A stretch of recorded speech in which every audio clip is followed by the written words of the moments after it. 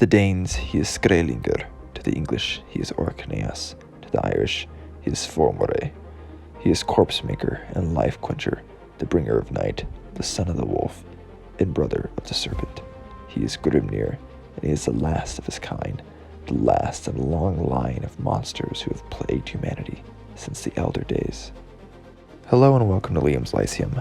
I'm your host, Liam, aka Himbar. Today I'll be doing a spoiler-free review of Scott Oden's A Gathering of Ravens.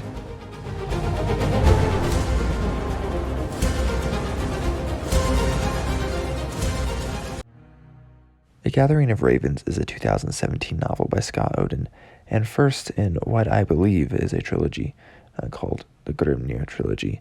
Book 3 is to release soon. Now, this is a historical fantasy, and it is specifically in the tradition of sword and sorcery. For those unaware, sword and sorcery can be historical fantasy, and it can also be set in secondary worlds.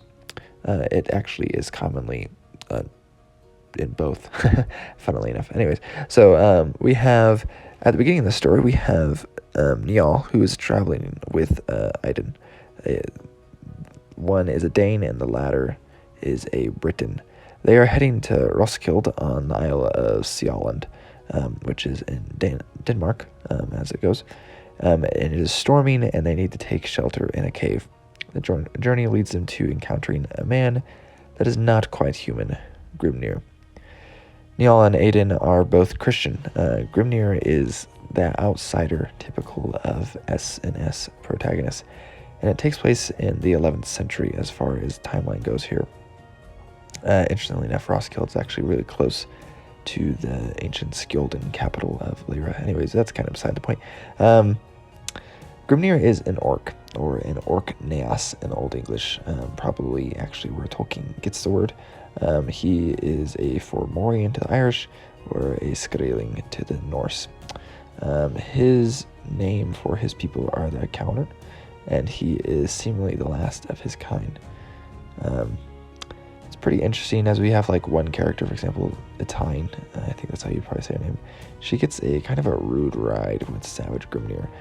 She is essentially an everyman in a sense, and lends the story a different light than one you would get from exclusively Grimnir's perspective. It tones down the gruesomeness in some ways, but also gives the gruesomeness something to attach to besides the reader. Etine's character is, well, it kind of reminds me of Robbie Howard's Black Colossus, which is similarly told through another character's eyes. But Grimnir is more terrifying than, say, the awe-inspiring Conan.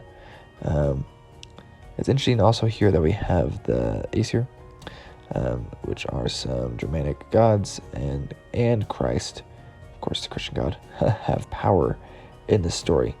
So it is a great mix of these two worlds, and one doesn't really have power over the other in all cases, at least.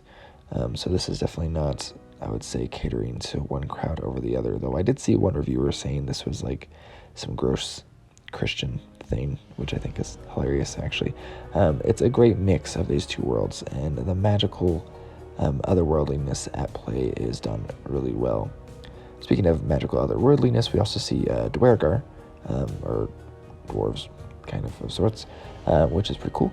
We also get some good poetry, including Cadman's Hymn, and some good use of Uppbeat. If you like the sagas in other northern literature, particularly Beowulf and Rolf Kraki's saga and the Skjolden saga, you gotta read this. Assuming you like fantasy, and if you like that, then you're probably here, right? So, or well, if you are here, you probably like that rather. There are some good twists, even ones that are sort of fake outs. Oden has set out to redeem the name of the orc, and it's not touchy-feely, it's savage, but I think he does a really good job of it. Also, the magic feels pretty authentic, which is to say it's soft in today's terms. Really well done, though. There are two maps, one of England and a small part of Ireland, and another of the Isles of Denmark.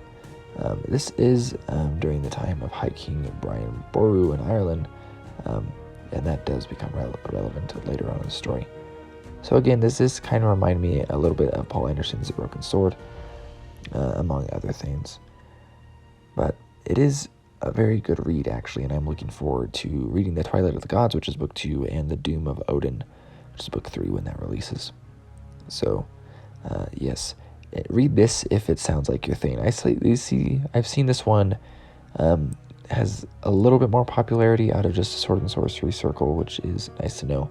As I know, Scott Oden, the author, has also recently been signed to Bane for certain stories. I'm not quite sure which ones. But anyways, Liam Lysium. I'll catch you next time.